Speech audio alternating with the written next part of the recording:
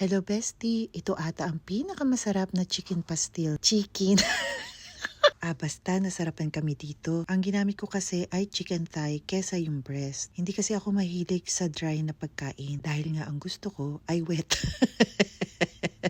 Ano ba yarn?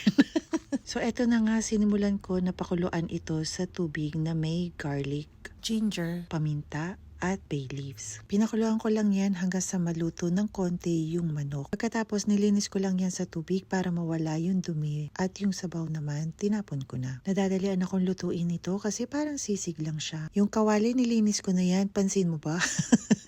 Tapos pinainit ko lang yan at inuna kong i-melt yung butter. Nilakasan ko yung apoy para naman mag-brown yung butter. Kasi pag ganun, lalabas yung nutty flavor niya. Added flavor na din kasi yun. Pagkatapos naglagay ako ng mantika at syempre chicken pastil ito. Kaya naman kailangan madami yung mantika kasi yan ang magtutusta sa karne. Ayan, nag-brown na yung butter kaya naman nilagay ko na yung bawang, ginger. Pagkatapos, sinunod ko na yung sibuyas at kailangan madaming sibuyas yarn. Hayaan ko lang yan mag-translucent yung color o kaya naman maluntay yung sibuyas. Pagkatapos, sinunod ko na yung karne. At hiniwa ko na rin yan ng maliliit. Ginisa ko lang yan ng ilang minuto pagkatapos tinimplahan ko na ng hot sauce, oyster sauce, at toyo. Naglagay ako ng hot sauce dahil mahilig si Big Boss at si Bunso ng maanghang na pagkain. Naglagay din pala ako ng konting paprika para pampakulay na rin. Alam mo pa bestie, ang sabi ng anak na spices sa kanilang tatay, di paprika ba?